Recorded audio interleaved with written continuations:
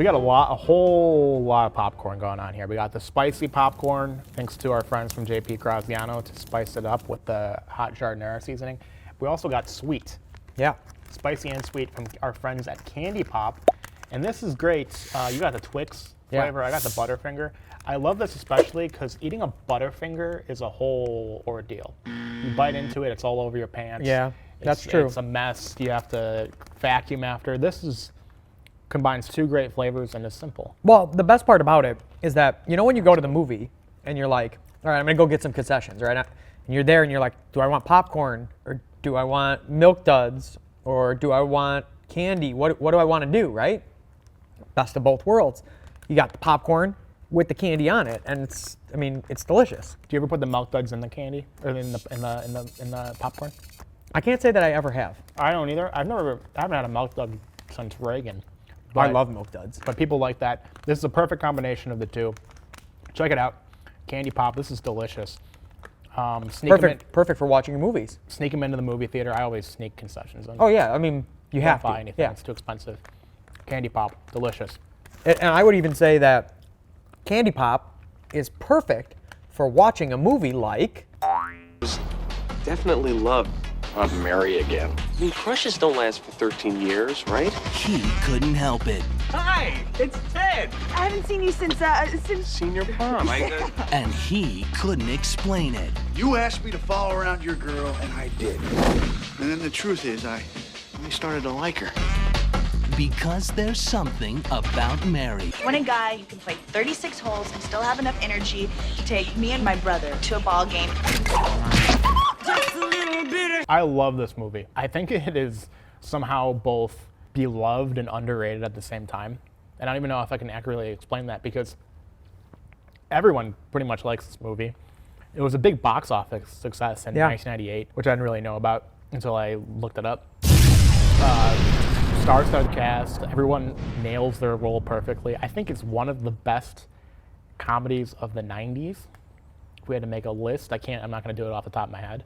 But at the same time, I feel like it's somehow underrated because I think this should be on I don't know, maybe the 90s aren't just old enough to revere the art yet.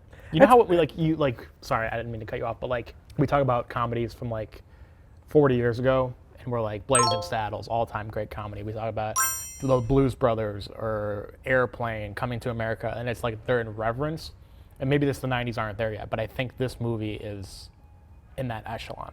I think it just got kind of forgotten, right? It's because it's at the end of the 90s, and it was of that kind of gross out trend that American movie. Pie thing that we talked about, yeah. And so because it wasn't as gung-ho and like American Pie, like some of these other ones, it just kind of people just kind of forget about it. And at the time, there was a lot of watchability. You could watch it over and over and over again. But I feel like most people haven't watched this movie in a long time. No fault to the movie necessarily, but the comedy has just evolved. And what comedy movies are has just become something so different from what it was in this particular movie. It's a great point about that era too. In American Pie, I'm just using that as an example because we went to town on it in one of these episodes, came out a year later, and it's a completely different style of comedy. And then we talked about how the next 7 years were movies derivative of American Pie. Yeah. All those movies got played on Comedy Central and all these channels over and over. Still to this day, I feel like if you have cable, I don't know, and they are on all the time. Do people still have cable? I have cable. Oh, I don't. I'm the old one here. I'm the dinosaur, and I cut the cord, and It comes with the building. So you're paying for it, but you're not paying for it. Yeah, it's in the rent. Yeah, okay. But it works out for sports and stuff. And then sometimes I'm flipping through the channels, and it's the same. Comedy Central now actually is just The Office reruns, Seinfeld reruns, and then new episodes and reruns of South Park. Oh, you better believe it. This is the reason people cut the cord. It's not just because everything's available on streaming. Cable is just reruns of movies and TV. It's nuts. But those movies were always, and still are, reruns all the time. I don't think you see there's something about Mary on TBS that often or anything. It's on streaming. It's on something. I want to say HBO Max. And I recommend, if you haven't seen the movie, well, I don't know why you're watching this if you haven't seen the movie, but go check it out, because it is one of the funniest movies of the 90s. Yeah, I mean, again, I think that it did a good job at what it was intending to do. And the reason it worked so well is because the Farrelly brothers were coming off of Kingpin, which flopped. And so they're basically like thinking, maybe we should just pack it in. Like, maybe this should be our last movie. And so because they acted like this was going to be their last movie, they went hard. They went real hard with all of the jokes and everything. And it paid off. And I think that's why it worked, because they kind of had no fear, right? Like, I feel like sometimes you get these like directors who are worried about, well, what's going to happen to my career now at this point? If I do this movie and I do these jokes, I'm gonna miss out, and then I'm gonna like lose out on all these jobs, and I'm done in Hollywood. While they're like, well, fuck it, we're going hard. They also hit a lot of the cast at a good point in their careers, where they weren't too big to turn down something that was kind of just really went for it. Like, Ben Stiller had the Ben Stiller Show and roles in movies and stuff, but when you hear Ben Stiller, what one movie do you think of? When I think of one movie, at this point, probably like Meet the Parents, or I think everyone would say Meet the Parents. Maybe they would say... I was going to say the Night at the Museum. Were you actually? Yeah. Those movies are good. I don't care what anybody says. Those movies are good. Just like with Nick Cage and the National Treasure movies, those movies are good. I refuse to believe that. All right, I will die on this hill. I will die on this hill. I think I would have said Meet the Parents, Meet the Fockers, Meet the Little Fockers, then maybe like Tropic Thunder. Then even though this is my favorite movie of that bunch, then there was Something About Mary. Yeah, but these all came after. You don't think about him in Something About Mary. Yeah, which is weird, I think, because this movie is better than all those movies. Though Meet the Parents is good, cringy, but good too. We talked about that. Yeah. But then Cameron Diaz, same deal. I think I might associate her with this movie. What? The only one that is like mentally for me locked into this film is Matt Dillon. Because after this, I mean, he was in Wild Things. Wild Things, You, Me, and Dupree. Wild Things, and then like the Matt Dillon IMDb page for me just stops. Like he was in something a couple years ago, but this is it. He's really funny in this movie too. He's probably the funniest character in the whole movie. So when I think of Matt Dillon, I think of solely this movie and You, Me, and Dupree, which is also good. Well, it's funny that you don't associate Ben Stiller with this movie necessarily, because he almost didn't play this role. The studio executives did not want him in this role. So the Farrelly brothers were like, how about Owen Wilson? And the studio executives were like, That's even worse. And so they were like, okay, well, how about Ben Stiller? And they're like, okay, Ben Stiller. That would have been worse. And it's funny because like a year later, the two of them were in Meet the Parents, together. Yeah. And so it's funny, but I mean, you just don't think of Ben Stiller in this role. Yeah, I don't know why. I think it's because of Meet the Parents. It came out so quickly after, and it was such a bigger movie. Did we when we did Meet the Parents, did we talk about Ben Stiller being unlikable? Unlikable? Yeah. Oh yeah, we talked about Ben Stiller being unlikable. Yeah, that might also not. I don't know what it is. I don't know. There's just something about him that he just doesn't seem like a guy who you want to have a beer with or like hang out with or whatever. Yeah. And I mean, even kind of in this movie too, right? Like, it's less so than some of his other movies, but like he doesn't seem like. Yeah, I think it is a lot of the characters. Like I think I mentioned this when we talked about Meet the Parents, that in the TV show Extras, the Ricky Gervais show. Yeah. Ben Stiller plays himself, but plays a huge asshole. Yeah. I Make Along Came Polly. It opens to $32 million, one of the biggest Martin Luther King Jr. birthday holiday opening weekends ever. Goes on to gross $170 million worldwide. Meet the Parents, double that. But what does the money and the success mean in real terms? And I've always like associated him with that, but also in a lot of these movies, like in this one, he's kind of sympathetic because he's a loser, he misses his girl, and he wants to be he's kind of pathetic, but he does something extraordinarily creepy to like try to get back in touch with her. So you lose a little bit of sympathy. In Along Came Polly, he's like kind of like a loser again, sympathetic. His wife cheated on him, but then he does like weird things, and he's a germaphobe. So I think maybe he just gets a little typecast is kind of Typecast, or unlikable. like they actually not typecast, they just nail that it's him. Yeah, maybe he's an asshole. But yeah, so the funny thing going back to the Farrelly brothers is that like they had that hit with Dumb and Dumber, and so like how do you follow up a Dumb and Dumber, right? Like that's kind of a The Dumb and Dumber. Dumb and Dumber. Best Picture. Again, you know how I feel about sequels, and enough about that. They even contemplated at that point about having Jim Carrey in this role too. But also part of the problem was that Jim Carrey and Cameron Diaz had just starred in The Mask a couple of years before. Somebody stop me. Yeah, that's. And so like you can't. It's kind of hard to kind of cross. You say that, but in the CBS sitcom Kevin Can Wait, Kevin James and Leah Remini were a couple, just as they were at The King of Queens, and both shows were massive successes. Are you being sarcastic about the second Yeah, one Kevin being Can a- Wait was terrible. It was Okay. like 2 seasons. I don't even think I knew that show existed. It was Kevin James was a retired cop, and he had a wife. not a retired like postal worker, just No. just like tweaking a little bit on the edges. Yeah, it was. He had like a family and stuff, and then the show wasn't doing well after 1 season. They killed the wife. And then brought Oh, his wife I to The think King I of did know Queens. about this. Yeah. They did another season with it. It was fucking ridiculous. But And that was about the time when she was going on her crusade against Scientology, yeah. right? But no, you can't. You really can't like.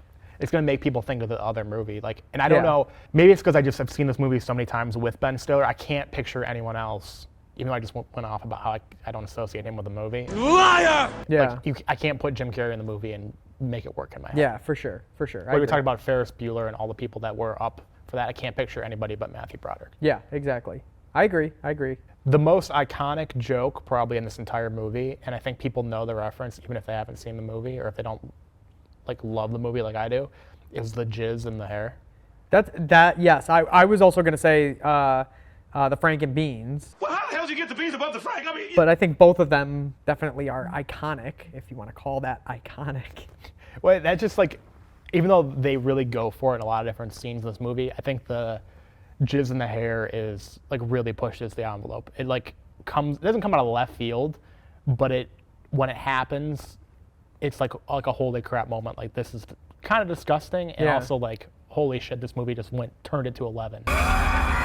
Yeah, which is again the whole gross out thing, and they just they went for it. And I think the studios were like, you can't do this, and then they actually did it anyways, and then did a test showing of it, and it played so well It's so fucking funny. that the studio execs were like, oh, okay, fine, you can keep it. And also, what they do brilliantly is they make Cameron Diaz kind of this like mythical figure, because like Ben Stiller's in love with her and has to like find her again, and then Matt Dillon becomes infatuated with her. But they have her do stuff like that, Yeah. where it's like they bring her down a peg too, where it's almost like her mythical standing doesn't actually make sense. I mean, she's beautiful, but like it's also kind of like ridiculous that all these people are falling in love with her because she's like actually she's a normal person. Yeah. She's not like something like so unattainable. She's just she accidentally put jizz in her hair. Like, they humiliate her a little bit. I think it makes it funnier that both men are infatuated with her because she's like a character herself. What do we think about the whole Woogie thing?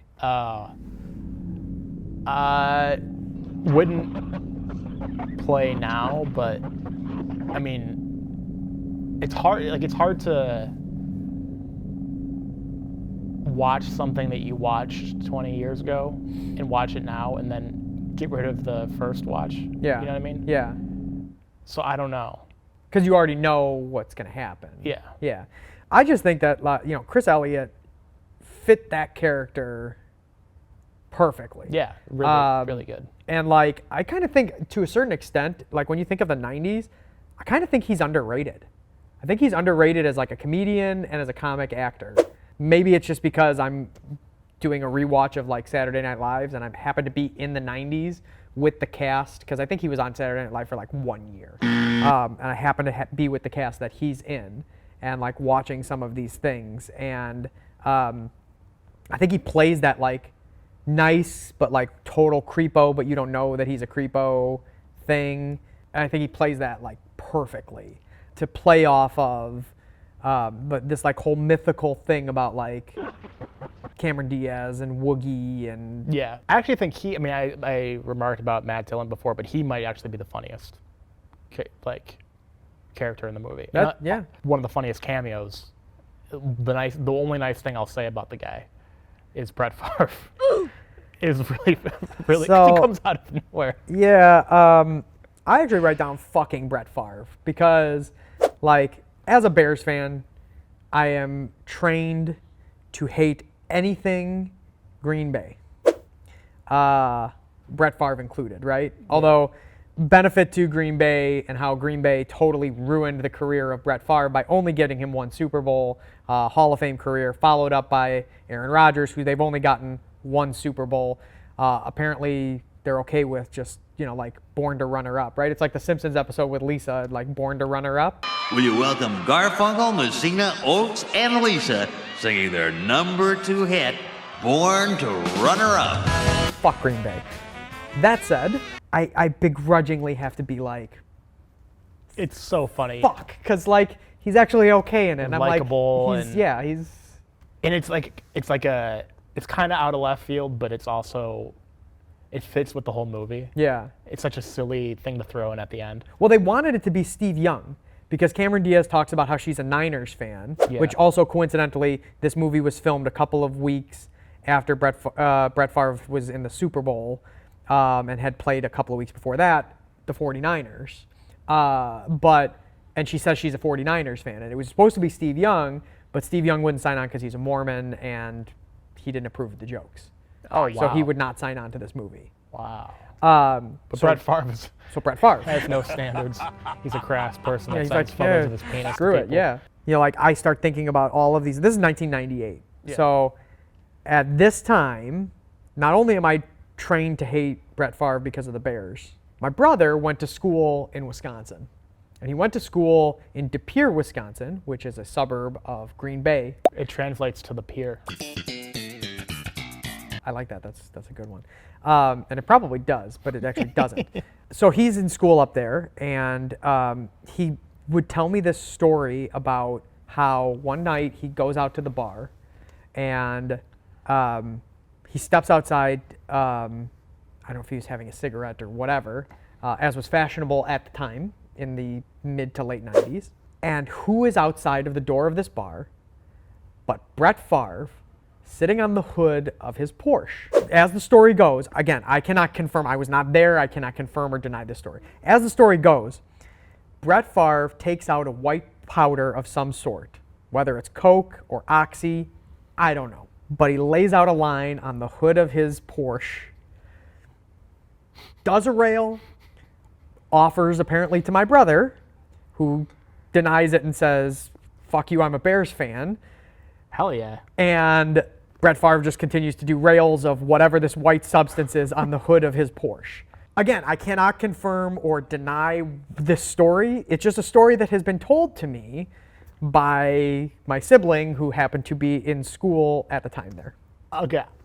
That's wild. I had a Brett Favre story that I wasn't sure if I could tell on this podcast. After but that, you might as pushed well. the envelope and I can tell it. Friend of a friend, ex-girlfriend of mine, her friend, was a receptionist at a hotel. I don't remember where it was. It might have been in Wisconsin because three of us lived in Wisconsin at the time. Maybe it was somewhere else. I don't know. But Brett Favre was staying at the hotel for something. And she checked him in and said, if you need anything, it was like one of those things, I've had this at a couple hotels where they'll give you like their cell number. I don't Yeah. think it's actually their cell number. And my ex-girlfriend's friend says, if you need anything, text this number. I can help you send anything to your room, whatever. He says, thanks. 30 minutes later, Brett Favre texts, do you want to come up to my room? And she didn't go. She was engaged. She's like, no, this is creepy. But it was, and this is like, He didn't send a picture of his dick? he might have, this is a couple years after that. So the story tracked. I'm like, this guy is just like fucking wild. Wow. Yeah, I mean, No wonder he wasn't bothered by the jokes in the movie. He's doing coke on Porsches and sending pictures of his penis. well, again, it could have been Coke, could have been Oxy, could have been Pixie Stick, for all I know. Maybe he was snorting Pixie Sticks. I don't know, but yeah. But he's funny in the movie. Yeah, and you kind it's good. of you kind of begrudgingly hate him for that. I got two more things that I want to talk Sure. about here. One is the zipper scene. Oh my God! sake. Right? The beans above the frank. Apparently, this was based on a real life story that happened to the Farrelly brothers' sister, who was at a party. She's in like 8th grade, is at a party. They're listening to records. And apparently, this one kid goes to the bathroom, and then like he's in there for a real long time, and nobody knows why. And then the dad has to go, and it's like, hey kid, are you okay? And he had zipped his scrot. Share something? It happened to me. Ooh. I was a kid, not too young, maybe somewhere between. Everything pre like 18 years old is like the same age to me. I could have been 4, I could have been 10, I could have been 15. I don't know. I'm old enough. I was junior high maybe, and I was peeing in the bathroom at church, right before mass. My dad was in the urinal next to me.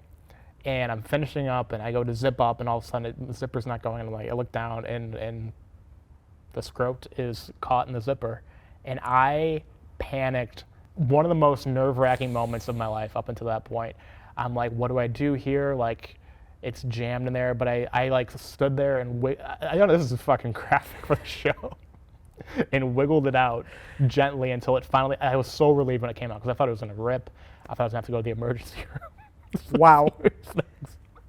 Maybe I'm an outlier here, and like No, I am like super careful. And I like, think it was a my freak entire thing. life I've always been super careful about making sure that nothing comes close to that zipper. Like, I also don't even know how it happened. Like, I don't know what kind of underwear I was wearing where it even the contact would even make sense. I don't know, but man, wow.